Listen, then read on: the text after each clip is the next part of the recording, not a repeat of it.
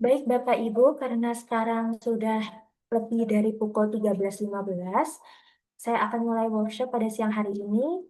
Namun sebelumnya bagi Bapak Ibu guru yang bisa untuk on cam, dipersilahkan untuk on cam.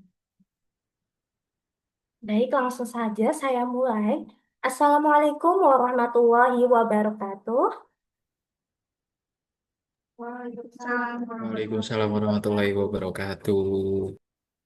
Selamat siang dan salam sejahtera untuk kita semua. Puji syukur, marilah kita panjatkan kehadirat Allah Subhanahu wa Ta'ala, karena atas rahmat dan karunia-Nya kita semua dapat berkumpul dalam Zoom ini pada siang hari ini dalam keadaan sehat untuk mengikuti interaktif workshop media pembelajaran interaktif.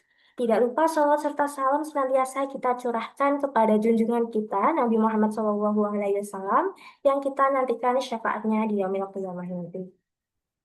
Bapak Ibu peserta yang berbahagia, izinkan saya Mutiara Ulima Konita selaku pembawa acara untuk menyampaikan susunan kegiatan kita pada siang hari ini.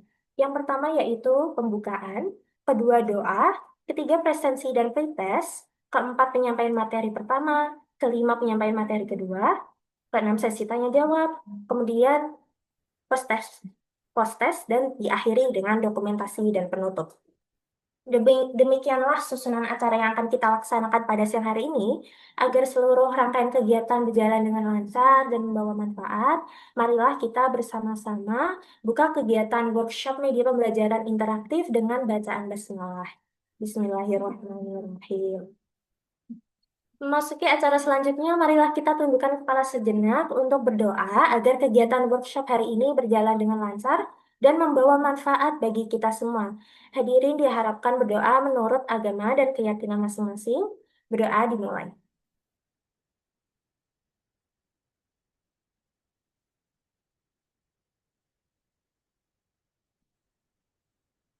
Berdoa selesai. Baik, Bapak Ibu, selanjutnya kita masuk ke agenda presensi dan pretest. Mohon untuk Bapak Ibu berkenan untuk mengisi form yang telah disiapkan panitia. Tautan form nanti bisa diakses melalui kolom chat Zoom. Untuk waktu pengisian pretestnya sendiri selama 10 menit, silakan diisi sesuai dengan kemampuan Bapak Ibu sekalian, karena hasil pretest ini nanti akan digunakan untuk melihat sejauh mana ini pemahaman awal Bapak Ibu sebelum sesi materi dimulai.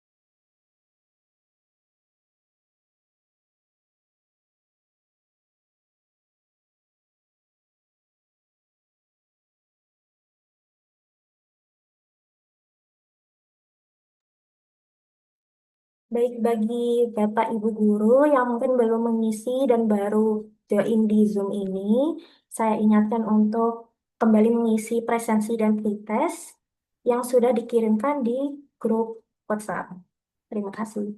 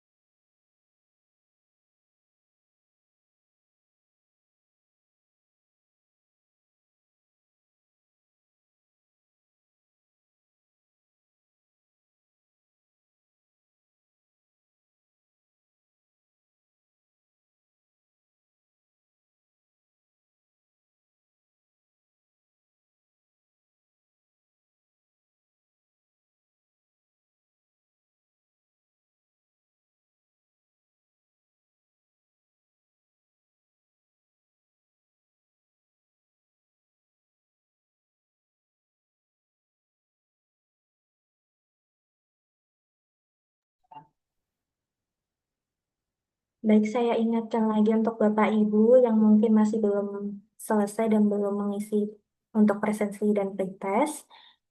Kami masih memberikan waktu kembali selama 2 menit sampai pukul 13.31. Terima kasih.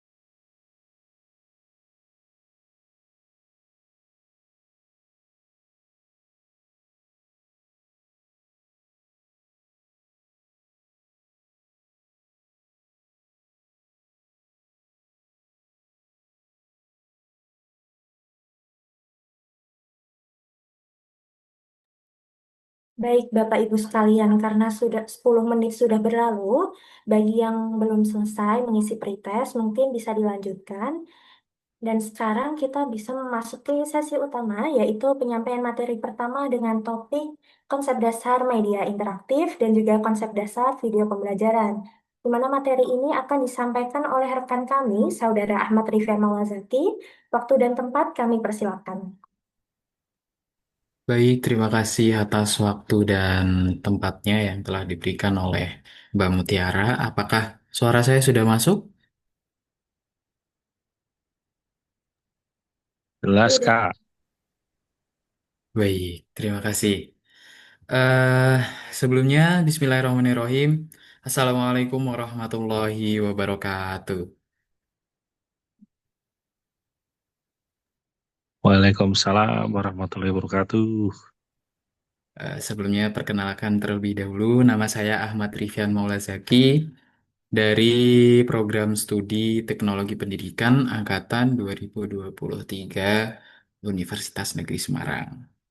Dan di sini saya akan menyampaikan materi dan kita juga akan belajar bersama Bapak Ibu Guru dari SMA Negeri 12 Semarang terkait dengan pelatihan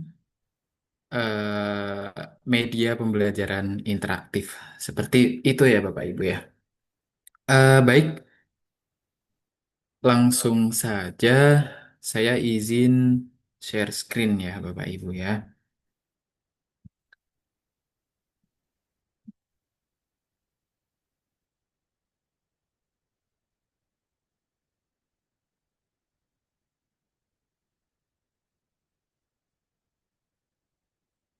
Apakah sudah terlihat?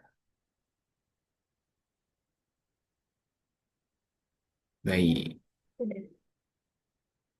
Di sini kita mulai dari penyampaian terkait dengan konsep dasar media interaktif dan video pembelajaran.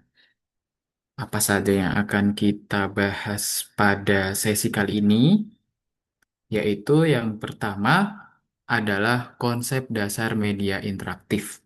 Apa itu konsep dasar media interaktif? Terus nanti prinsip-prinsipnya apa aja? Kemudian perannya apa aja di dalam pembelajaran di dalam kelas, kemudian contoh penerapannya seperti apa, dan dampaknya nanti seperti apa. Dan bagaimana sih caranya kita itu nanti bisa merancang sebuah konsep, sebuah media interaktif yang relevan dengan pembelajaran modern saat ini. Kemudian untuk topik yang kedua adalah konsep dasar video pembelajaran terkait dengan dasar-dasar pembuatan video pembelajaran, dimulai dari pengertiannya, prinsip-prinsipnya juga, kemudian nanti ada beberapa hal juga yang nanti kita akan pelajari bersama. Seperti itu, nggih, Bapak Ibu. Kemudian yang ketiga adalah terkait dengan teknik dasar menggunakan Canva, terkait dengan bagaimana cara kita membuat media interaktif dan video pembelajaran yang kita integrasikan, maksudnya yang akan kita jadikan satu, akan kita integrasikan ke dalam media interaktif. Jadi nanti di dalam media interaktif itu juga ada video pembelajarannya juga. Baik, langsung saja nggih kita masuk pada topik yang pertama, yaitu terkait dengan konsep dasar media interaktif. Apa itu konsep dasar media interaktif?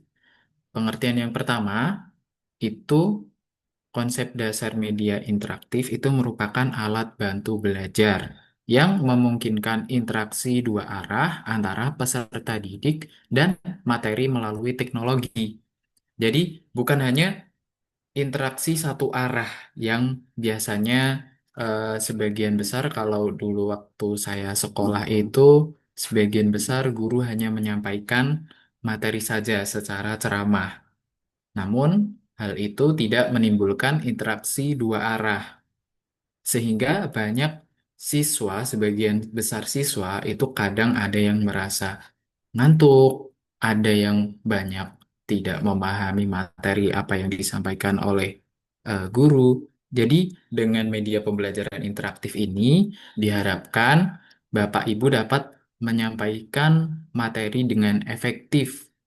Kemudian, siswa juga dapat memahami dengan antusias yang tinggi. Seperti itu. Kemudian, pengertian yang kedua yaitu menurut Mayer pada tahun 2019. Media pembelajaran interaktif itu termasuk dalam multimedia learning atau cuma diganti dengan bahasa Inggris ya, yang menggabungkan saluran visual dan verbal. Kemudian yang ketiga, media pembelajaran interaktif itu dapat mendorong active engagement dan student-centered learning. Apa itu active engagement? Yaitu ketertarikan, keaktifan siswa dan student-centered learning. Student-centered learning itu pembelajaran yang berbasis siswa. Jadi lebih banyak siswanya yang lebih aktif akan semakin baik. Jadi guru sebagai pengajar tidak hanya menyampaikan materi secara ceramah, tetapi kita juga memberikan kebebasan siswa untuk memulai pembelajarannya dari mana. Misalkan nanti kita akan bahas pada slide selanjutnya untuk konsep media pembelajaran interaktif. Seperti itu. Oke. Selanjutnya adalah prinsip-prinsipnya. Terdapat tiga garis besar prinsip berdasarkan Mayer tadi, yang kemudian dibagi lagi menjadi beberapa bagian. Bagian besarnya terlebih dahulu, yang pertama adalah prinsip reduksi beban kognitif atau reducing extraneous processing. Kemudian garis besar yang kedua adalah prinsip optimalisasi pemrosesan esensial atau managing essential processing. Kemudian untuk garis besar yang ketiga adalah prinsip meningkatkan pemrosesan generatif atau fostering generative processing. Baik, mari kita bahas terlebih dahulu ya Bapak Ibu terkait dengan prinsip reduksi beban kognitif, yang dimana prinsip ini dapat mengurangi beban-beban kognitif siswa yang artinya nantinya media pembelajaran interaktif ini dapat memudahkan siswa untuk menangkap pemahaman atau materi yang kita sampaikan atau pengajar sampaikan. Seperti itu. Untuk prinsipnya, yang pertama adalah ke coherence principle atau prinsip koherensi. Prinsip koherensi itu prinsip yang menekankan bahwa kita itu harus merancang sebuah media yang relevan elemennya. Jadi, sebisa mungkin kita mengurangi elemen-elemen yang tidak sesuai. Misalnya nih, dalam pembelajaran IPA, fotosintesis, dan tentunya di dalam materi itu, ketika kita menggunakan media, tentu saja kita memerlukan elemen-elemen yang terkait dengan fotosintesis. Contohnya adalah daun dan lain sebagainya. Kemudian elemen yang kurang penting seperti gambar-gambar lucu itu mungkin terkadang akan mengganggu pemahaman siswa. Kenapa kok tiba-tiba di dalam media, di dalam materi ini ada gambar lucu padahal kita lagi fokus membahas fotosintesis. Nah, itu yang sering harus kita perhatikan. Seperti itu, Bapak Ibu. Kemudian, signaling principle atau prinsip penandaan.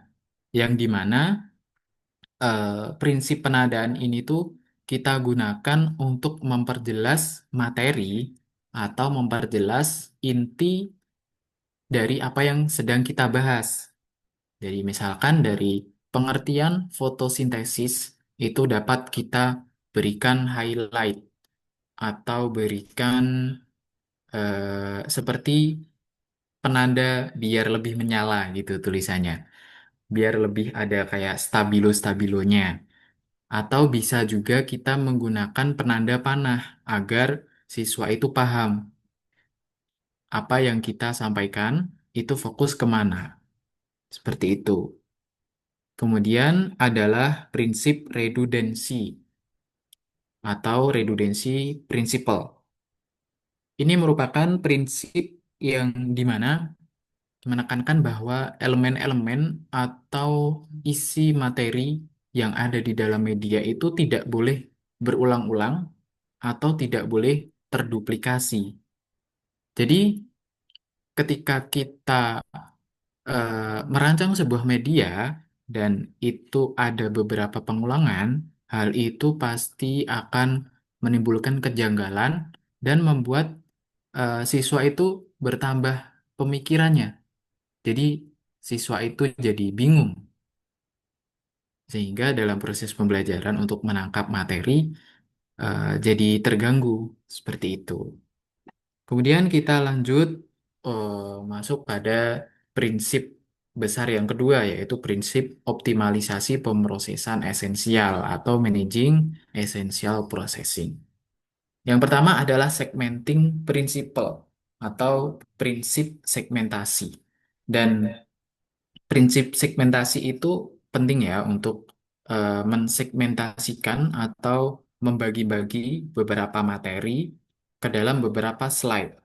Jadi misalkan ada materi tata surya, di dalamnya terdapat beberapa planet dan setiap planet itu kita harus memisahkan. Jadi misalkan nanti ada dari menu beranda kita bisa mengklik planet ini, planet ini, planet ini, kita pisahkan sendiri-sendiri per slide-nya.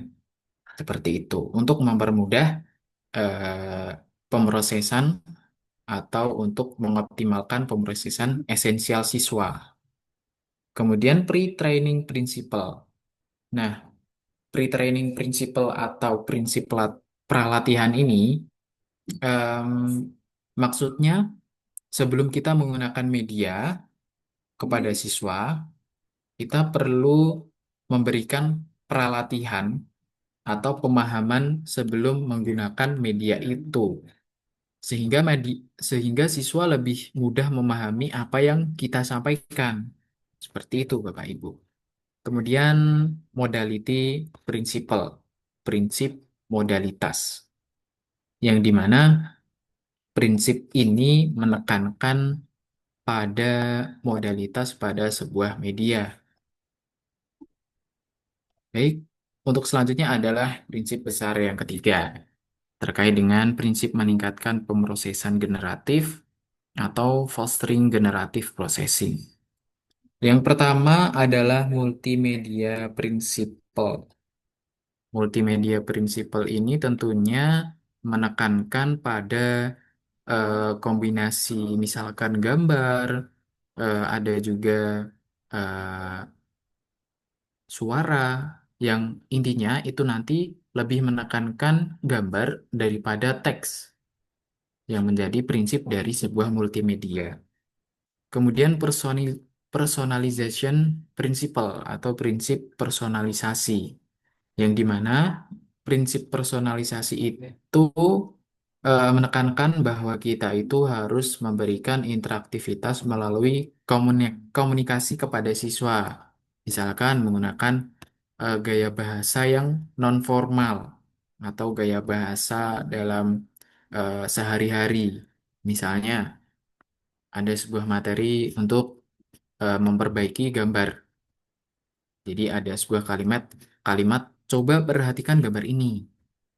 Nah, dengan kalimat seperti itu, nanti siswa pasti akan merasa bahwa pembelajaran lebih natural dan lebih mudah dimengerti.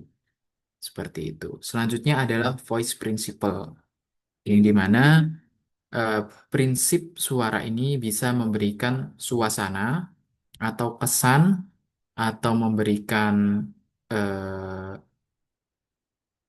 lingkungan yang sesuai dengan apa yang sedang kita bahas atau sedang kita sampaikan, sehingga siswa itu dapat merasakan apa yang benar-benar kita sampaikan, seperti itu. Kemudian yang terakhir adalah image principle atau prinsip citra atau penglihatan. Eh, Pada prinsip penglihatan ini menekankan bahwa prinsip ini menampilkan wajah guru atau manusia dalam video, dalam media pembelajaran, atau gambar-gambar yang bergerak, sehingga siswa itu bisa merasa tertarik terhadap apa yang disampaikan melalui media itu. Baik, selanjutnya adalah terkait dengan karakteristik dari media pembelajaran interaktif. Yang pertama yaitu navigasi kendali pengguna. Navigasi kendali pengguna itu secara gampangnya kalau kita sebut itu adalah tombol, tombol navigasi. Sehingga pengguna ini bebas memilih urutan belajar. Jadi misalkan di menu beranda eh, ada beberapa tombol, dari tombol beranda, tombol tujuan pembelajaran, tombol materi, dan contoh soal hingga kuis hingga evaluasi nanti ada sendiri. Jadi misalkan siswa ingin belajar langsung ke latihan soalnya terlebih dahulu sebagai pretest. Jadi itu memungkinkan siswa untuk bebas memilih urutan belajar. Jadi siswa dapat mengukur seberapa jauh kemampuannya, seberapa jauh pemahamannya terkait dengan materi tersebut pada awal sebelum ia mempelajari hal tersebut. Kemudian siswa juga bisa mempelajari materi terlebih dahulu atau mana yang ingin dia pelajari terlebih dahulu, sehingga pengguna bebas memilih urutan belajarnya. Kemudian karakteristik yang kedua adalah feedback atau memberikan respon atas tindakan pengguna. Nah, feedback ini tuh memberikan interaktivitas ya untuk siswa, yang otomatis nanti siswa itu akan merasa senang ketika siswa itu berhasil atau mendapat dorongan setelah ia mengerjakan suatu soal. Misalkan Bapak Ibu membuat media pembelajaran, membuat di dalamnya misalkan soal, dan setelah mengerjakan soal tersebut, misal nanti siswanya itu menjawab salah. Nanti ada kata-kata motivasi sendiri. Tetap semangat dong, jangan putus asa. Jadi nanti siswa nggak mudah menyerah atas apa yang ia kerjakan. Jadi nanti bisa mengulang lagi apa yang ia kerjakan. Kemudian setelah berhasil, beri lagi kata-kata motivasi yang membuat siswa itu terdorong untuk terus belajar. Kemudian karakteristik yang ketiga adalah unsur media, yang terkait dengan gabungan teks, gambar, audio, dan video, seperti yang sudah dipelajari sebelumnya, yaitu terkait dengan prinsip eh, itu tadi ya.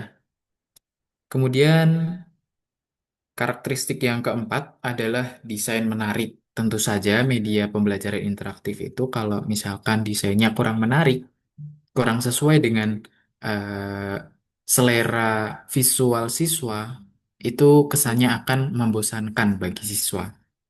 Jadi pasti kita telah terlebih dahulu, kita analisis terlebih dahulu tren desain atau kebutuhan atau selera visual siswa itu seperti apa. Kalau siswa yang eh, remaja atau seumuran SMA itu biasanya lebih menyukai desain yang lebih simple atau desain-desain yang seperti ini yang sedang saya gunakan untuk Bapak Ibu yang lebih mudah dipahami.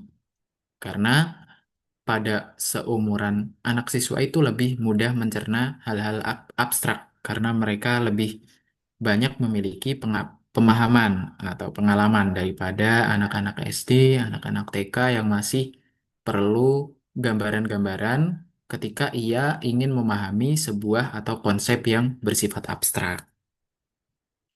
Kemudian yang terakhir terkait dengan karakteristik adalah berorientasi tujuan.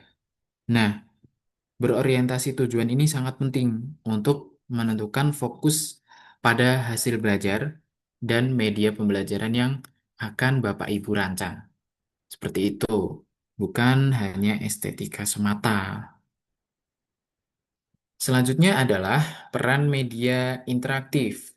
Yang pertama adalah membantu visualisasi konsep abstrak, misalnya konsep gaya gravitasi atau proses fotosintesis dapat divisualisasikan dalam bentuk animasi bergerak yang interaktif.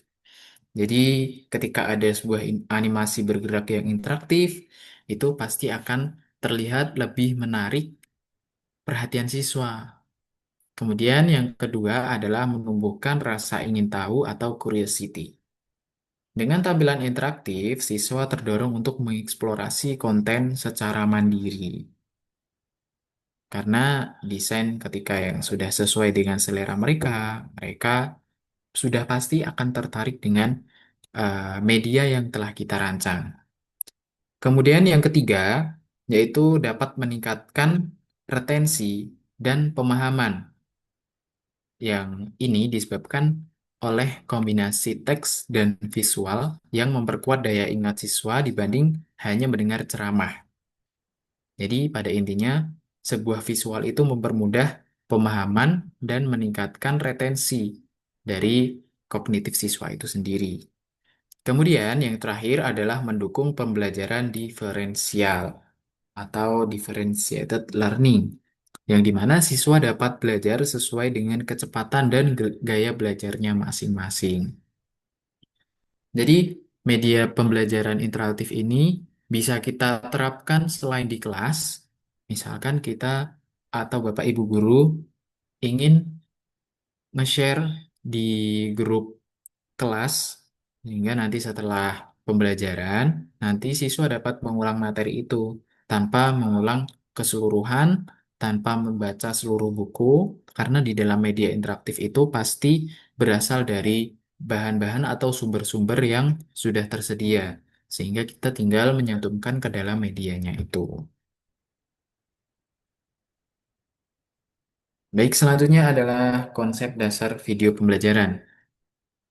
Dari pengertiannya, video pembelajaran merupakan media audiovisual yang menggabungkan unsur visual atau gambar bergerak dan auditori atau narasi atau suara untuk menyampaikan pesan pembelajaran secara sistematis. Jadi, video yang namanya video itu adalah gabungan dari gambar bergerak dan suara. Dan pembelajaran dalam konteks video pembelajaran ini video yang bertujuan untuk menyampaikan pesan pembelajaran secara sistematis atau secara runtut ya. Kemudian pengertian yang selanjutnya, video pembelajaran ini bertujuan untuk meningkatkan pemahaman peserta didik melalui pengalaman menonton yang terarah dan bermakna. Kemudian berdasarkan teori multimedia learning, berdasarkan Mayer tahun 2009, mengaktifkan dua saluran utama dan utama visual dan verbal. Seperti pada eh, fungsi dari media pembelajaran interaktif itu tadi ya Bapak Ibu. Selanjutnya adalah landasan teori dari video pembelajaran. Yang pertama adalah dual channel theory dari Mayer tahun 2019. Yang pertama adalah visual channel yang berupa gambar, teks, dan animasi. Kemudian eh, verbal channel yang berisi narasi, suara, atau musik. Yang dimana visual channel ini dapat kita lihat seperti gambar, teks, animasi yang ini nanti akan mempermudah pemahaman yang ini merupakan juga sebenarnya sudah kita bahas pada konsep dasar media interaktif sehingga kurang lebih di sini kita mengulang agar lebih paham terkait dengan apa perbedaan video pembelajaran dan media pembelajaran interaktif. Kemudian yang verbal channel adalah terkait dengan narasi, suara, dan juga musik terkait dengan eh, sebuah tanda-tanda atau hubungan-hubungan yang terkait dengan verbal atau kata-kata atau suara seperti itu. Kemudian landasan yang teori yang kedua adalah penggunaan seimbang memperkuat mental representation siswa. Jadi mental representation siswa itu terkait bagaimana pemahaman siswa dan juga bagaimana siswa itu merepresentasikan atau menyimpulkan ulang atau menerapkannya. Sehingga setelah siswa memahami dari apa materi atau apa isi dari video pembelajaran tersebut, siswa dapat menyimpulkan, dapat menjelaskan kembali, dapat merepresentasikan sesuai dengan pemahamannya. Kemudian landasannya yang ketiga adalah menghindari kelebihan beban kognitif atau cognitive overload yang disebabkan karena terlalu banyak teks, efek, atau musik yang tidak relevan. Baik, selanjutnya adalah prinsip-prinsip. Dan prinsip-prinsip ini sebenarnya sudah kita pelajari ya Bapak Ibu pada prinsip multimedia pembelajaran sebelumnya. Yang pertama adalah prinsip koherensi yang dimana kita harus menghilangkan elemen yang kurang mendukung atau tidak sesuai dengan isi materi dalam media kita. Kemudian signaling atau penandaan yang dimana kita perlu menggunakan tanda visual seperti panah atau warna untuk menandai mana materi yang penting atau mana poin-poin penting dari pembahasan di dalam media kita. Kemudian modality atau modalitas yaitu kita perlu menggunakan narasi suara daripada teks panjang sehingga di dalam integrasi antara media interaktif dan video pembelajaran itu akan lebih efektif sehingga kita dapat mengurangi teks panjang. Kita dapat mengganti teks panjang tersebut menggunakan video pembelajaran dari Bapak Ibu sendiri yang nanti yang maaf akan besok kita praktekkan, akan kita buat. Kemudian yang ketiga adalah segmenting. Atau juga kita juga perlu membagi video menjadi beberapa bagian kecil. Karena dalam video ini kita akan ikutkan, kita akan jadikan satu ke dalam media pembelajaran interaktif. Kemudian yang terakhir adalah personalization. Atau kita juga perlu menggunakan gaya bahasa percakapan agar siswa itu akan merasa lebih terlibat dalam pembelajaran. Sehingga siswa juga dapat mudah memahami apa yang kita sampaikan. Next adalah jenis-jenis video pembelajaran. Yang pertama adalah video demonstrasi atau demonstration video, yang dimana video ini menunjukkan suatu proses atau keterampilan tertentu secara langsung. Jadi, video demonstrasi ini bisa kita sebut sebagai video tutorial. Video tutorial YouTube yang biasanya jika kita melihatnya, kita juga sambil mempraktekannya, seperti itu. Kemudian, yang kedua adalah video eksperimen atau eksperimen video. yaitu video yang menampilkan percobaan ilmiah yang sulit dilakukan di dalam kelas. Jadi, kita juga dapat membuat video eksperimen, entah itu melalui video nyata atau dengan animasi terkait dengan eksperimen, yang itu disebabkan karena kekurangan atau kendala yang sehingga menyebabkan kesulitan kita melakukan eksperimen secara langsung di dalam kelas, entah itu alatnya atau tempatnya atau sumber daya lain yang kurang tersedia. Atau kita juga dapat memanfaatkan video-video yang sudah ada terkait dengan eksperimen, sehingga kita dapat mengajarkan siswa bagaimana cara melakukan eksperimen ini, eksperimen itu, sehingga dapat mempermudah siswa untuk memahami materi tanpa kita melakukan eksperimen langsung. Kemudian, yang ketiga adalah video terkait dengan penjelasan konsep atau expository video. Seperti yang sedang saya lakukan seperti ini ya, Bapak Ibu, merupakan penjelasan konsep yang dimana videonya menjelaskan teori atau konsep abstrak dengan bantuan narasi dan animasi. Kemudian yang ketiga adalah dokumenter pendidikan atau educational documentary, yang dimana video ini dapat menampilkan fakta ilmiah atau fenomena alam. Jadi siswa kita belajarkan melalui video-video dokumenter atau video-video misalkan video sejarah atau misalkan kalau kita belajar IPA melalui video ada sebuah kejadian alam yang dimana kita dapat mengambil pembelajaran dari video tersebut.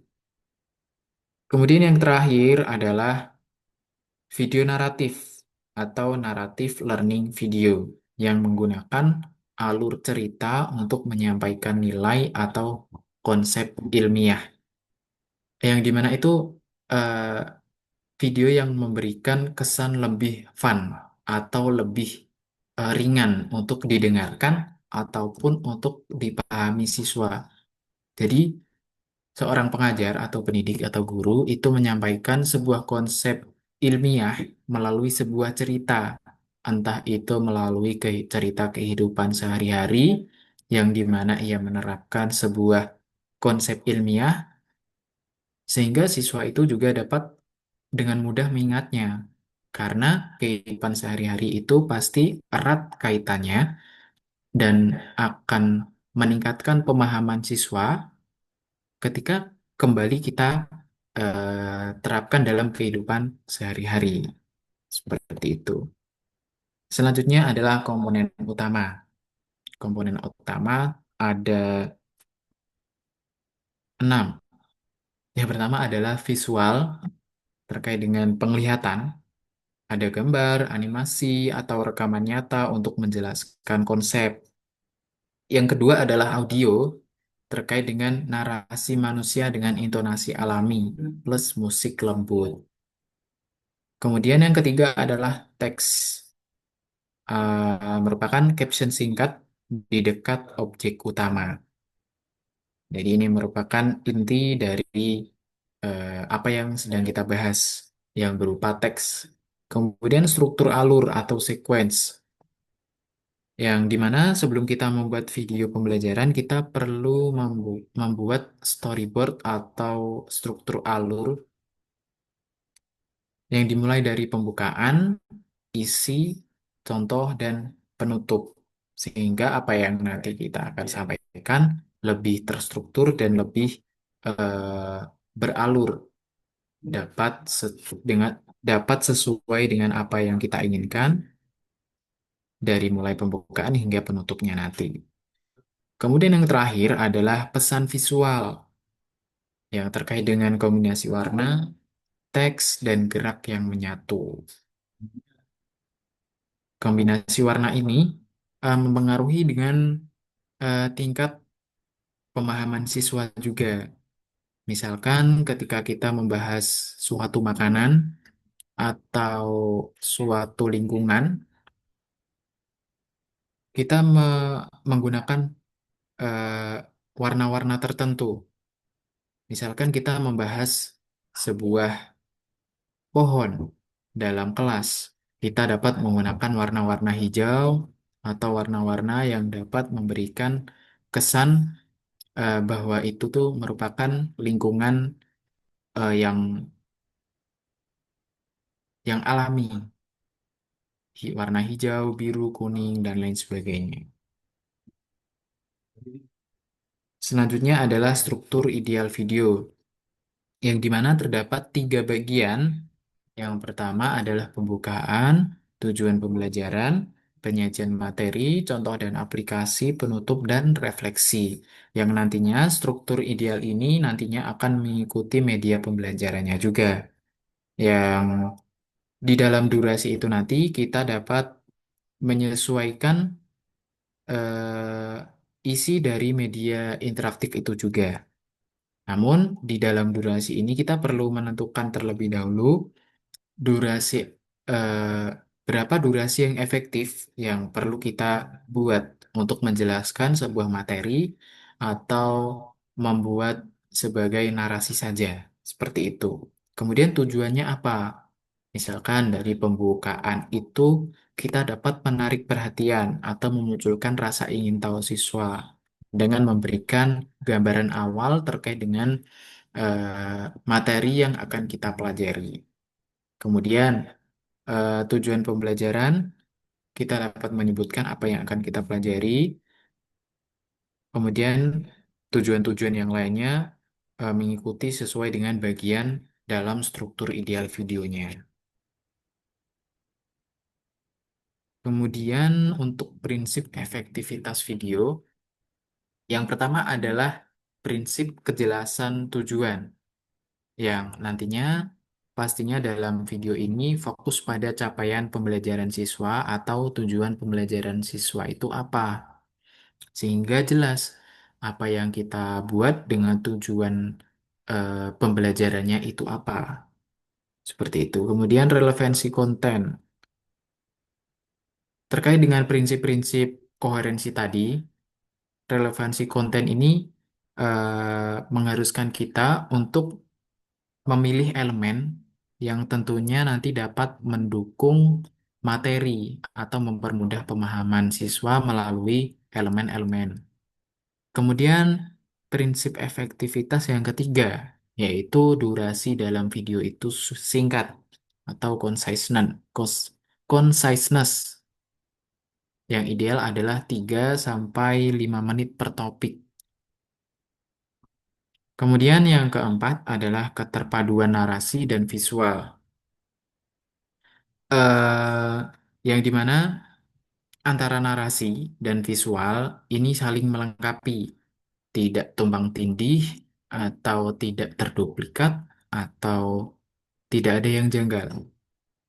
Kemudian yang kelima adalah keterlibatan emosional, yang dimana narasi ini dapat memancing rasa ingin tahu siswa melalui video kita. Kemudian yang terakhir adalah aksesibilitas atau accessibility, yang dimana kita dapat menambahkan subtitle untuk keterbatasan pendengaran ketika terdapat siswa yang memiliki kekurangan ya, sehingga kita dapat memberikan kemudahan untuk siswa-siswa tersebut atau dapat kita sebut sebagai pembelajaran yang inklusif seperti itu Bapak Ibu. Kemudian peran video dalam pembelajaran yang pertama itu dapat memvisualisasikan konsep abstrak, kemudian menampilkan fenomena sulit yang diamati langsung, kemudian meningkatkan motivasi dan perhatian siswa. Yang terakhir juga dapat menjadi alat refleksi dan evaluasi pemahaman. Nah, sampai di sini terlebih dahulu terkait dengan sesi satu materi terkait dengan konsep dasar media interaktif dan video pembelajaran yang nantinya diintegrasikan dengan media interaktif itu sendiri. Untuk jeda waktu akan saya berikan kepada, akan saya kembalikan kepada MC. Saya persilahkan kepada Mbak Nadia. Baik, terima kasih banyak kepada Saudara Zaki atas penyampaian materinya yang sangat informatif dan menarik ya. Bagaimana nih Bapak Ibu Guru? Untuk materi pertama ini, apakah sudah cukup dipahami atau mungkin masih ada bagian yang perlu diperjelas lagi? Mungkin kalau sudah paham, boleh dong kasih reaksi jempol di layar atau di kolom chat deh, biar kita tahu sejauh mana pemahaman Bapak Ibu.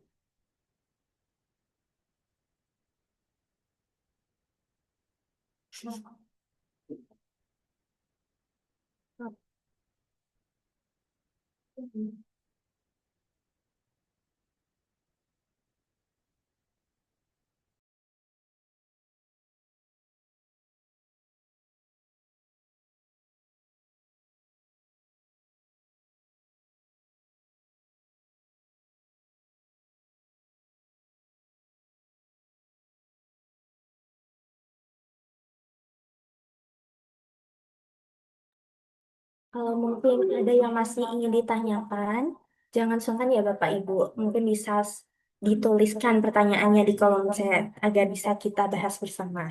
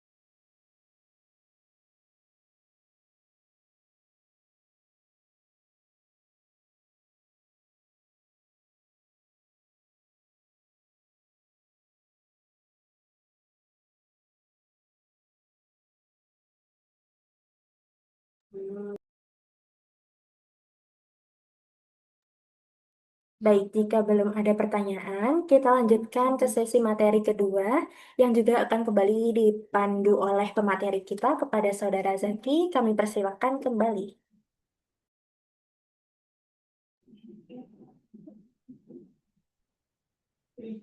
Baik, terima kasih atas jedanya. Sebentar ya.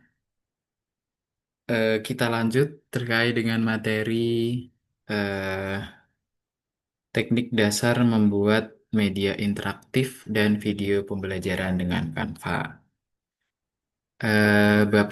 Sebelumnya Bapak Ibu di sini sudah kenal atau sudah familiar belum ya dengan apa? Mungkin bisa dijawab melalui chat atau on mic mungkin. Monggo.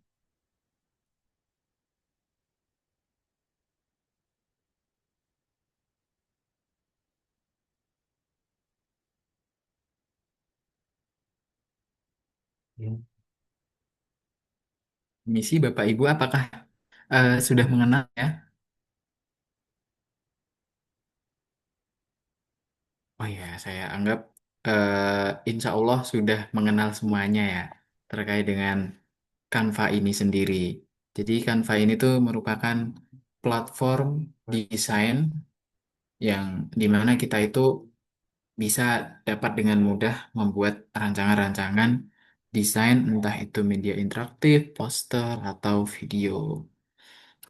Yang dimana platform ini tuh berbasis platform drag and drop berbasis web untuk membuat desain dan media interaktif. Yang dimana ini juga mendukung Canva for Education, yang di dalamnya terdapat fitur kolaborasi dan template edukatif. Yang dimana kita dapat dengan mudah membuat sebuah media menggunakan template atau kita juga bisa menggunakan desain yang kita buat sendiri seperti itu. langkah-langkahnya untuk membuat media interaktif, kita mulai dari membuat proyek baru. Jadi sebelum kita membuat proyek baru, saya izin mempraktikkan sekalian, nih. Jadi kita perlu pertama-tama masuk ke dalam website canva.com.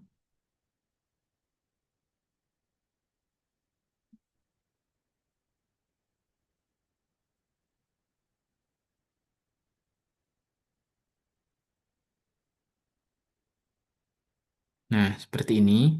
Jika Bapak Ibu belum login atau belum daftar, silakan login atau daftar menggunakan email Bapak Ibu masing-masing. Seperti itu, G. Kemudian setelah itu,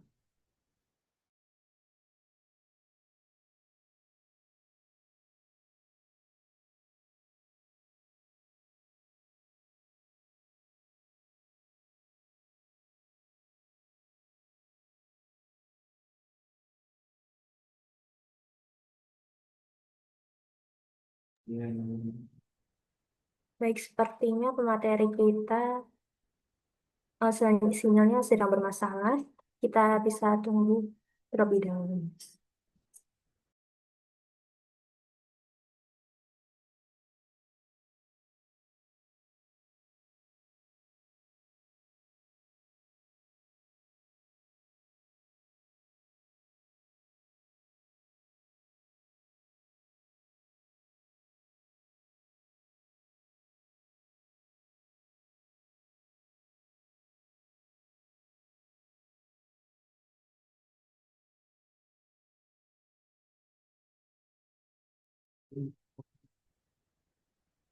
ini udah masuk.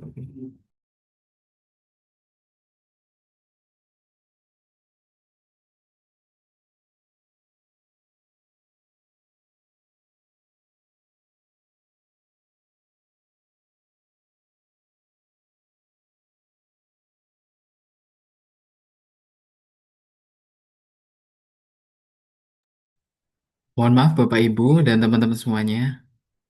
Tiba-tiba saya terpental tadi dan saya izin melanjutkan ya. Saya izin untuk share screen ulang.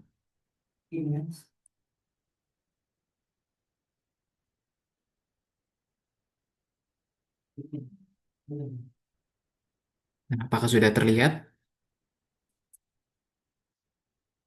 Baik, sepertinya sudah ya. Langsung saja kita Masih lanjut. muter-muter, Kak. Oh, masih muter-muter, Pak. Oke, sebentar. Ya, sekarang sudah bisa. Oke, Pak. Terima kasih atas informasinya. Bisa kita lanjut, ya, Bapak Ibu. Yang pertama yaitu terkait dengan teknik dasar membuat media interaktif. Setelah kita login dan atau daftar menggunakan email Bapak Ibu masing-masing, Bapak Ibu bisa membuat proyek baru.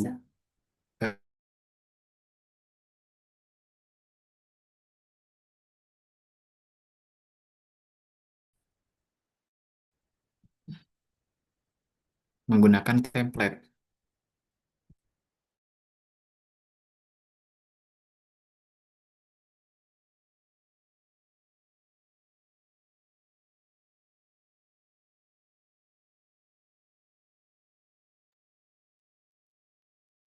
Baik, saya lanjut ya. Mohon maaf, sinyalnya agak buruk di sini. Em, kita dapat membuat proyek baru atau menggunakan template. Jadi, pada saat kita sudah masuk, sudah melakukan pendaftaran pada website Canva, kita dapat membuat proyek baru dari tombol ini, yang presentation yang berwarna oranye ini, Bapak Ibu. Yang nanti akan berukuran 16:9 atau horizontal seperti itu. Kemudian kita juga bisa menggunakan template dengan cara mengeklik tombol template di atas bagian kolom pencarian. Kemudian nanti akan muncul template seperti ini yang nantinya kita dapat juga menyesuaikan kebutuhan kita.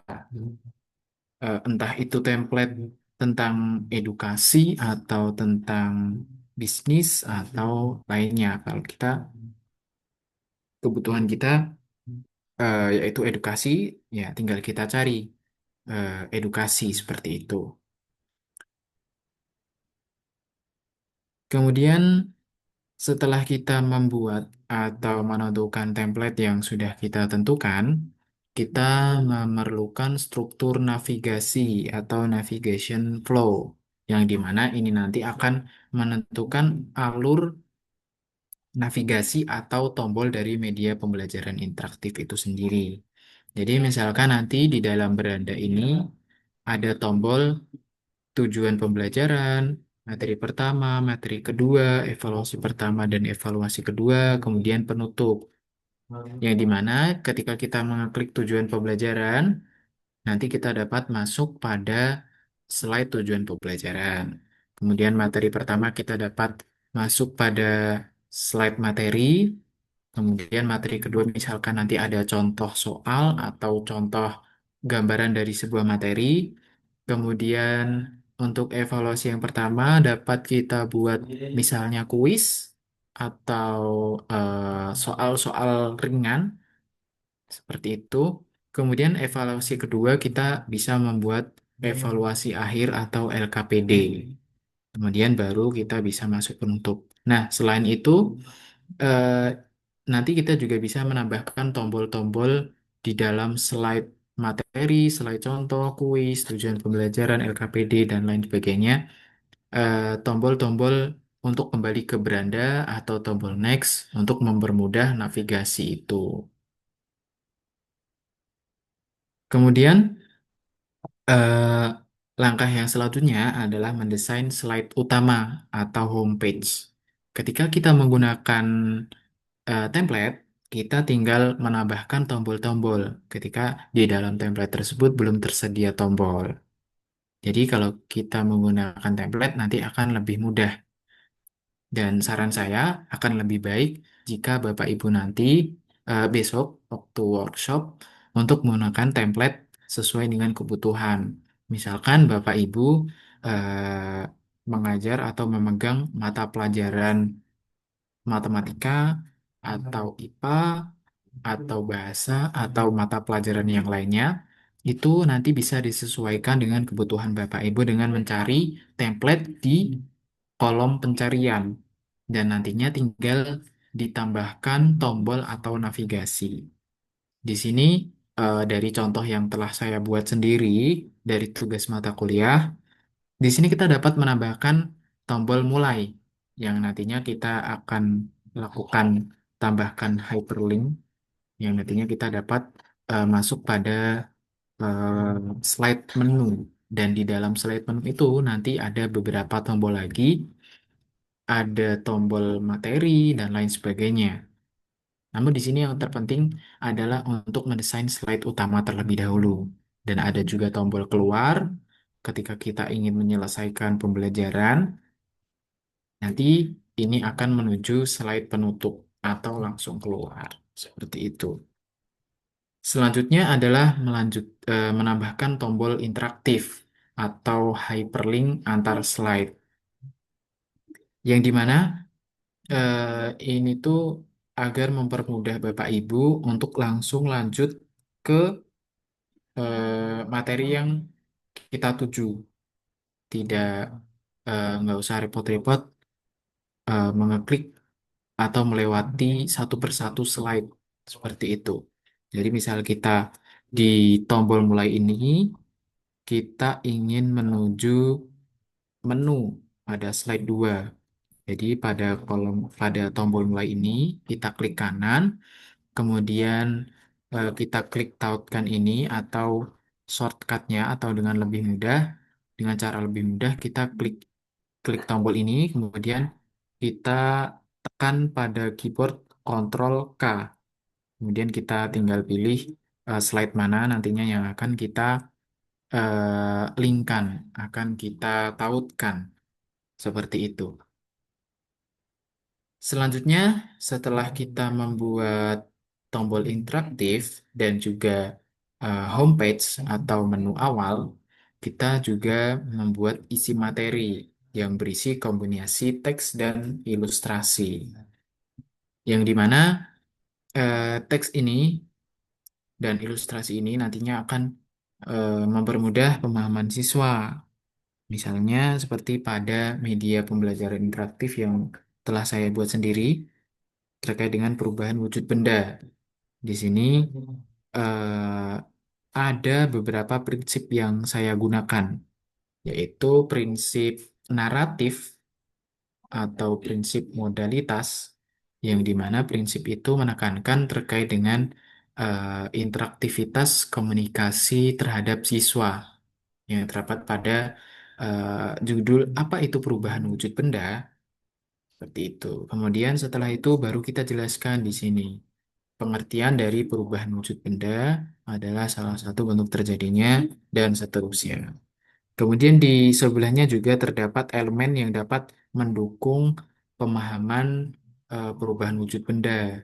Di sini ada gambar eh, matahari dan lain sebagainya yang di mana perubahan wujud benda itu disebabkan juga karena misal cuaca, suhu, dan lain sebagainya. Kemudian kita juga dapat menambahkan aktivitas sederhana atau kuis atau refleksi yang dimana ini nanti akan menambahkan pemahaman awal siswa setelah siswa itu mempelajari materi yang telah kita sampaikan. Jadi contohnya di sini, manakah yang termasuk benda padat? Jawabannya yang pertama adalah batu, air, atau asap. Nah, kita dapat membuat satu persatu slide. Kalau misalkan nanti siswanya mengeklik tombol batu, misalkan jawabannya benarnya kan adalah batu. Kemudian siswanya mengklik batu, nanti kita masuk pada slide, yeay benar, seperti itu.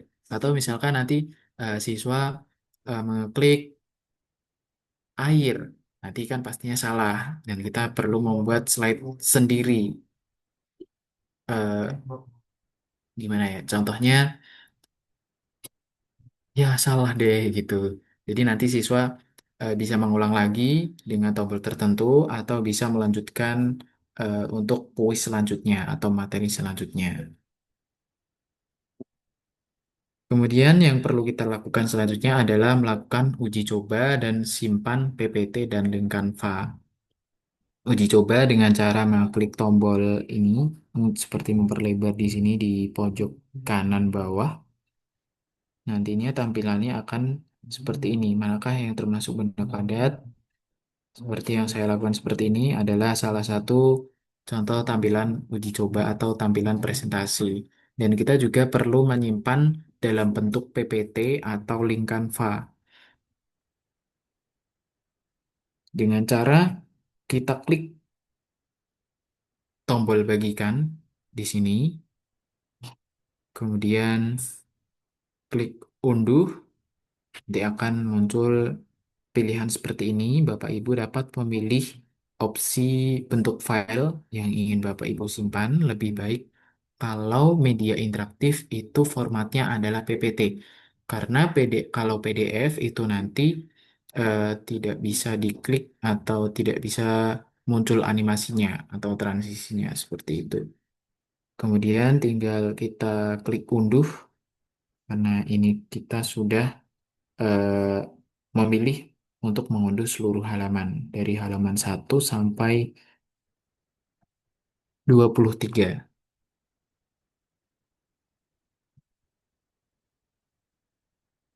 Nah, itu tadi terkait dengan teknik dasarnya ya Bapak Ibu. Teknik dasar membuat media pembelajaran interaktif.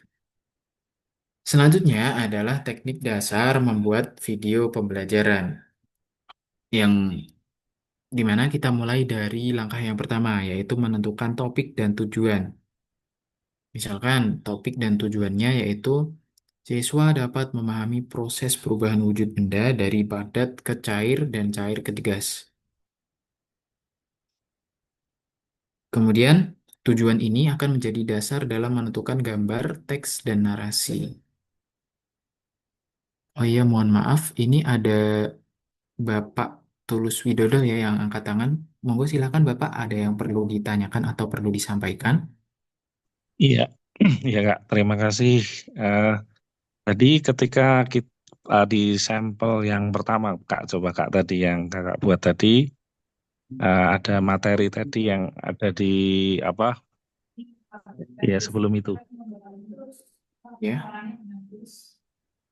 Ya, ini nggih. tadi Oh, nggih. yang slide kedua kelihatannya tadi, yang ada penjelasan tentang apa tadi? Nah Oh, ini niki ini. nggih. Iya, Oh, nggih, nggih. nggih. Ya, itu Kak. Eh, Ya, di situ kan ada tulisan penjelasan ya, perubahan wujud benda adalah salah satu dan seterusnya. Apakah itu bisa kita klik sehingga muncul narasinya, Kak? Semisal ada siswa yang malas baca kan bisa cukup dengar suaranya merupakan narasi dari bubble yang menjelaskan tentang perubahan wujud benda itu, Kak. Begitu dulu, terima kasih. Nah, baik, terima kasih Bapak atas pertanyaannya. Mohon maaf ya Bapak, sebenarnya kita nanti juga akan ada sesi diskusi, namun untuk sementara saya bisa jawab terlebih dahulu. Karena di dalam workshop ini kita membahas tentang media pembelajaran dan video pembelajaran. Jadi untuk deskripsi materinya nanti kita dapat buat ke dalam bentuk video seperti itu, Bapak. Jadi misalkan nanti untuk teks ini nanti dihilangkan dan nanti gambar anak kecil ini, ilustrasi ini dapat kita ganti dengan video dari Bapak Ibu sendiri. Jadi nanti Bapak Ibu dapat menjelaskan di dalam video itu dan nanti kita integrasikan ke dalam media interaktif. Jadi, siswa tidak harus membaca, siswa dapat tinggal mendengarkan dan memahami dari apa yang disampaikan Bapak Ibu. Atau nanti juga kita dapat memasukkan dari misalnya video-video YouTube yang dapat menggambarkan terkait dengan pengertian perubahan wujud benda. Jadi media interaktif ini tuh sifatnya fleksibel Bapak Ibu. Seperti itu. Apakah sudah cukup menjawab Bapak? Iya, maksud saya itu tetap dalam bentuk slide atau nantinya itu menjadi PowerPoint biasa ya Kak kalau kita bisa mengunduhnya ya. Eh, yang saya maksud adalah bila masih dalam bentuk slide itu biasanya kan di platform lain itu di kotak itu mungkin bisa kita tambahkan insert audio ya gambar mic itu kemudian kalau kita klik audio itu ada tulisannya dengarkan di tampilan visibilitasnya ada tulisan dengarkan kemudian gambar mic kalau kita klik dia itu membacakan tulisan yang ada di slide tersebut Kak begitu. Oh, jadi misalkan nanti dari Canva ini diunduh terlebih dahulu, begitu nggih Pak? Jadi nanti dari PowerPoint teks ini dapat diklik kemudian bisa muncul suara terkait penjelasan dari teks ini, seperti itu nggih Pak? Eh, Sebelum diunduh Kak maksudnya kalau Oh, diunduh sebelum kan sudah diunduh. jadi nih jadi masih berada pada pembuatan di platform Canva-nya itu. Jadi Oke. bagaimana apakah itu mungkin nanti bisa dibuat seperti yang saya tanyakan tadi atau harus diunduh dulu pakai PPT biasa kemudian kita tambahkan membacakan narasinya itu Kak atau bagaimana Kak? Bisa, Bapak. Jadi nanti di dalam media interaktif ini dari Canva ini selain video, tentunya kita juga dapat menambahkan audio. Jadi misalkan nanti kita memasukkan audio, nanti kita masukkan di bagian sini atau nanti akan ada tombol play-nya atau dimanapun, tinggal diklik tombol play-nya. Jadi nanti dari audio itu berisi terkait dengan penjelasan dari deskripsi pengertian perubahan wujud benda itu sendiri, Pak. Seperti itu. Oke, oke, terima kasih Kak Baik, penjelasannya. terima kasih kembali Bapak atas pertanyaannya. Bisa kita lanjut, nggih, Bapak? Ya, bisa Kak. Baik, kita lanjut terkait dengan teknik dasar membuat video pembelajaran. Kita ulang, nggih, dari menentukan topik dan tujuan. Misalnya, siswa memahami proses perubahan wujud benda dari padat ke cair dan cair ke gas, yang dimana tujuan ini akan menjadi dasar dalam menentukan gambar, teks, dan narasi. Jadi, dari tujuan dan topik yang sudah kita tentukan, dari permisalan ini, siswa dapat memahami proses perubahan wujud benda dari padat ke cair dan cair ke gas. Dan ini membatasi fokus kita hanya dalam perubahan wujud benda pada subtopik padat ke cair dan cair ke gas. Atau nanti Bapak Ibu dapat menyesuaikan sesuai dengan topik mata pelajarannya masing-masing seperti itu, nggih. Kemudian dari topik itu tadi, itu juga dapat menentukan atau membatasi fokus dari elemen yang nanti akan dapat mendukung isi media pembelajaran atau video pembelajaran ini tadi yang dapat menjadi dasar untuk menentukan gambar, teks, dan narasi seperti itu. Kemudian langkah selanjutnya adalah membuat storyboard seperti yang sudah kita bahas pada konsep dasar sebelumnya. Tabel ini tidak jauh berbeda, namun ini bentuknya video. Jadi misalkan di scene pertama, scene satu. Ini nanti dari slide berapa, ini scene 1, kemudian gambar visualnya itu nanti gambar es mencair atau visualnya nanti misalkan Bapak Ibu menjelaskan terkait dengan es yang mencair. Kemudian di narasi ini nanti Bapak Ibu dapat menggunakan voice over atau rekam suara yang nanti dimasukkan ke dalam media interaktif. Misalkan di dalam narasi ini kalimatnya ketika suhu naik, es mulai mencair menjadi air. Dan durasinya kita perkirakan terlebih dahulu menggunakan suara kita sendiri. Jadi misalkan narasi ini tuh cukup atau tidak kalau kita menggunakan durasi 10 detik. Kemudian kita balik lagi, kembali kita uji cobakan sendiri apakah cukup. Ketika cukup tinggal kita masukkan durasinya. Untuk eh, mempersingkat waktu dan waktu itu juga akan menentukan efektivitas dari video pembelajaran itu sendiri. Kemudian untuk visual dan narasi selanjutnya kurang lebih sama, sifat sifatnya eh, fleksibel seperti itu ya Bapak Ibu terkait dengan scene. Scene itu adalah gambaran atau gambaran dari media nanti seperti apa. Scene 1, 2, 3 itu ada hubungannya dengan media pembelajarannya nanti. Misalkan scene 1 itu nanti hubungannya dengan media pembelajaran pada slide 1. Jadi di dalam visualnya, dalam media pembelajaran interaktif itu visualnya udah ada gambar es mencair. Kemudian dari narasinya itu nanti Bapak Ibu ingin membuat narasi, ingin menyampaikan seperti apa. Itu dapat kita cantumkan ke dalam tabel ini.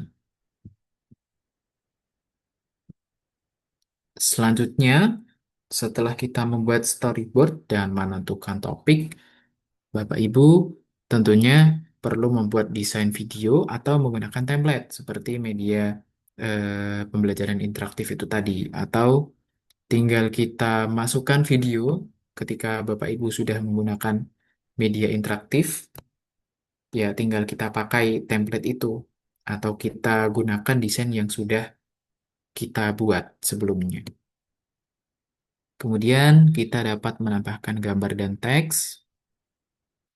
Selanjutnya, Bapak Ibu juga dapat menambahkan narasi suara atau voice over. Dengan mengklik tombol unggahan ini, kemudian di sini ada gambar, video, audio, dan folder. Bapak Ibu dapat menambahkan, dapat memilih salah satu, atau nanti diintegrasikan juga bisa, karena nanti dalam satu slide Bapak Ibu dapat memilih atau mengeklik dengan bebas mana yang akan digunakan. Misalkan video, nanti bisa di-play videonya saja, atau audio, nanti bisa di-play audionya saja. Jadi, misalkan Bapak Ibu sudah melakukan tag video dari handphone atau smartphone, Bapak Ibu bisa tinggal unggah file atau bisa merekam dari Canva-nya langsung. Jadi Bapak Ibu dapat merekam video dan audio dari Canva, kemudian nantinya langsung masuk ke dalam desainnya. Seperti itu. Dan nantinya juga bisa disesuaikan lagi sesuai dengan keinginan Bapak Ibu seperti apa. Kemudian Bapak Ibu juga dapat menambahkan background atau suara latar belakang, yang dimana ini dapat menentukan eh, hawa ya, apa ya namanya ya, vibes atau suasana, suasana pembelajaran seperti itu. Kemudian Bapak Ibu juga dapat menambahkan transisi dan animasi ringan yang terkait dengan desain elemen-elemen dalam Canva ini sendiri. Misalkan untuk transisinya nanti biar lebih fun. Nanti Bapak Ibu dapat memilih transisi yang timbul itu nanti setiap elemennya nanti muncul satu persatu, atau usap itu nanti transisinya dari satu slide ke slide lain itu kayak bergeser. Kemudian ada transisi juga yang namanya tarik napas itu nanti kayak muncul gitu bareng gitu.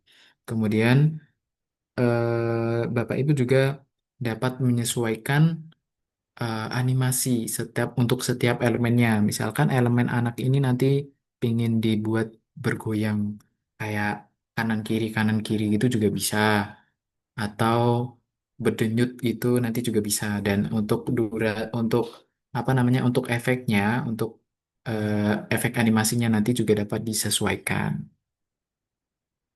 Tapi untuk transisi dan animasi ini perlu disesuaikan lagi terkait dengan kebutuhan atau kesesuaian elemennya. Ketika misalkan ada sebuah elemen yang nggak cocok, kita pakaikan animasi yang bergoyang. Ya, nggak perlu kita pakai animasi, cukup dengan elemennya itu saja, nggak usah dianimasikan. Seperti itu.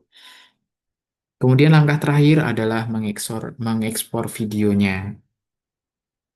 Melalui langkah yang sebelumnya tadi, dan di sini di dalam menu unduh ini, Bapak Ibu dapat memilih unduh dalam video MP4 atau PPTX juga bisa nanti, agar bisa digunakan dalam slide secara offline, dan video serta suaranya nanti juga eh, bisa di play, bisa digunakan seperti itu. Nah, sekian Bapak Ibu yang dapat saya sampaikan ya terkait dengan teknik dasar, konsep dasar dari media pembelajaran interaktif dan video pembelajaran. Untuk sesi selanjutnya akan saya kembalikan kepada MC. Sebelumnya, sekian dari saya, kurang lebihnya mohon maaf apabila terdapat banyak kekurangan dalam penyampaian saya. Saya ucapkan mohon maaf sebesar-besarnya dan terima kasih banyak atas perhatiannya dan dan antusiasmenya. Terima kasih. Wassalamualaikum warahmatullahi wabarakatuh. Saya kembalikan kepada MC.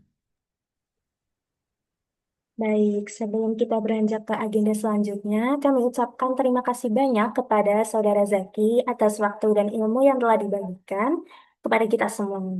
Nah, semoga materi yang disampaikan hari ini dapat memberikan kita inspirasi dan menjadi bekal berharga dalam pengembangan media pembelajaran di masa mendatang. Nah, berikutnya Bapak Ibu, kita akan memasuki sesi tanya jawab. Pada Bapak Ibu peserta yang ingin menyampaikan pertanyaan, mungkin bisa raise hand atau boleh langsung on mic, atau juga bisa mengajukan pertanyaannya melalui kolom chat, Bapak Ibu. Persilakan.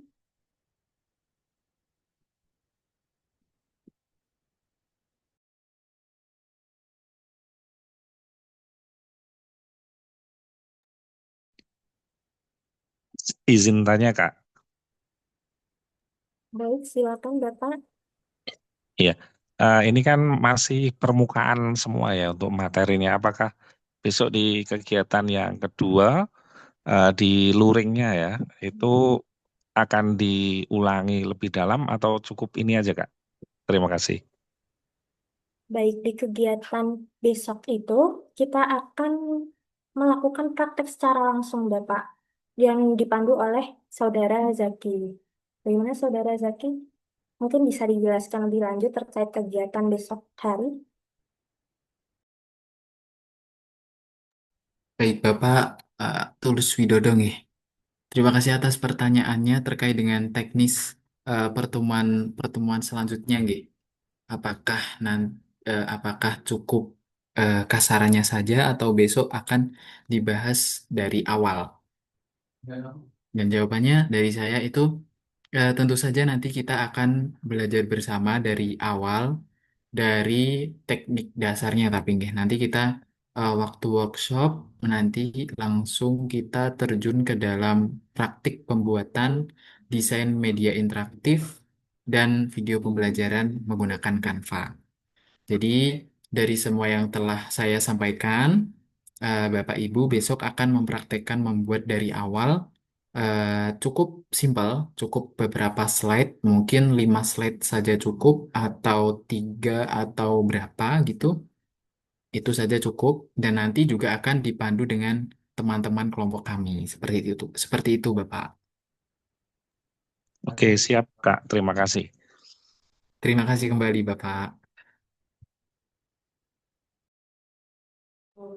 Baik, apakah dari Bapak Ibu guru lain ada yang ingin disampaikan, entah itu pertanyaan atau mungkin yang masih menjadi pertanyaan tentang workshop ini?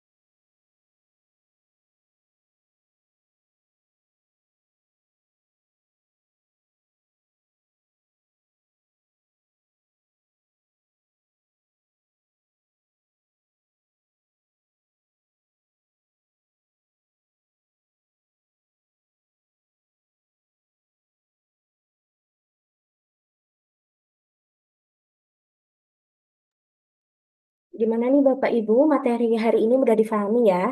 Tapi kalau nanti setelah kegiatan ada yang ingin ditanyakan, mungkin boleh sekali disampaikan lewat grup chat ya Bapak Ibu. Kami tunggu, untuk sekarang kita langsung saja ke agenda berikutnya, yaitu pengisian post-test untuk mengetahui sejauh mana peningkatan pemahaman Bapak Ibu dulu setelah mengikuti rangkaian kegiatan hari ini. Mungkin untuk panitia bisa segera di-share di grup chat.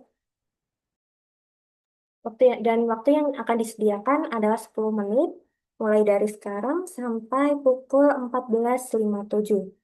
Pada Bapak Ibu, dipersilakan untuk mengerjakan post-test yang telah dibagikan. Terima kasih.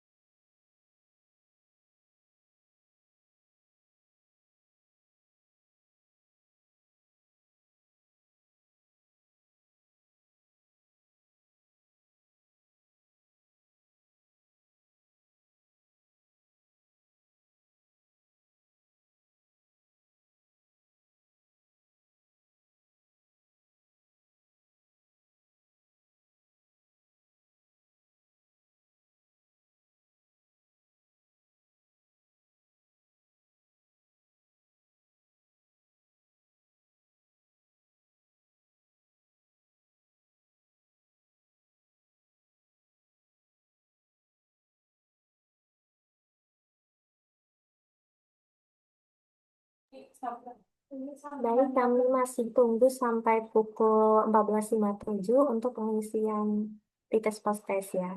Bapak Ibu, terima kasih.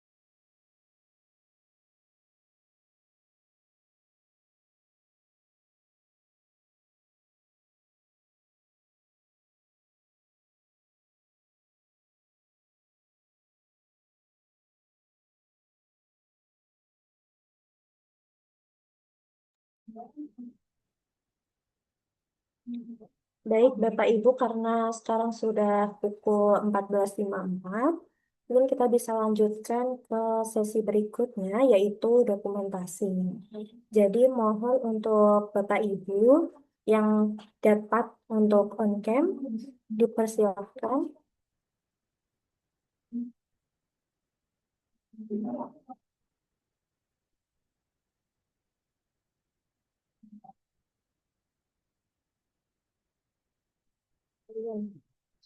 Dokumentasi, guys.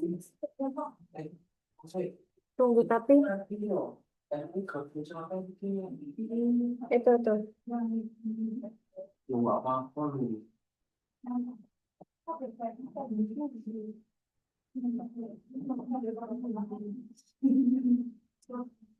Ini cuma kita doang.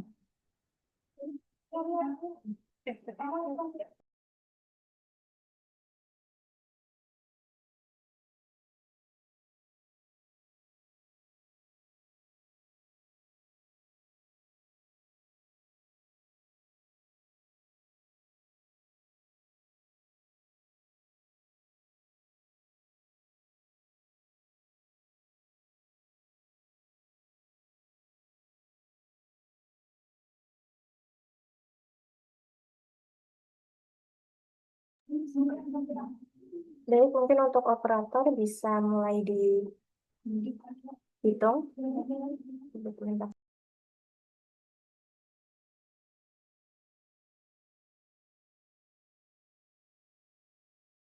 Oke, aku hitung.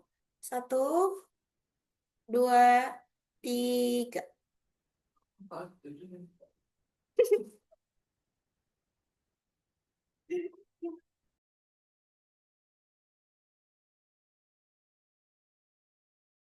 Oke, sekali lagi saya hitung. 1, dua, tiga.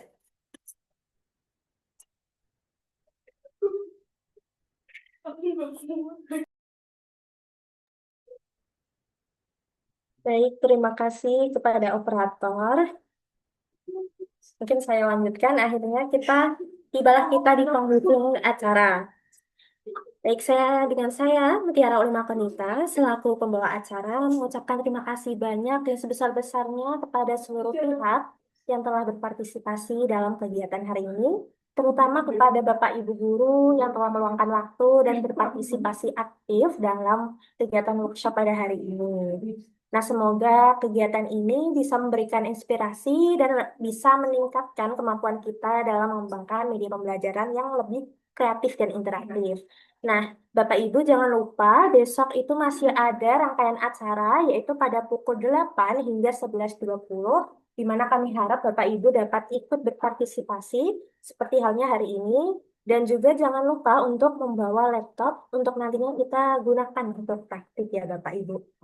Dan untuk materi pada hari ini nanti kami akan share juga ke grup dan mungkin itu saja yang bisa saya sampaikan. Saya selaku pembawa acara izin mengundurkan diri. Wassalamualaikum warahmatullahi wabarakatuh.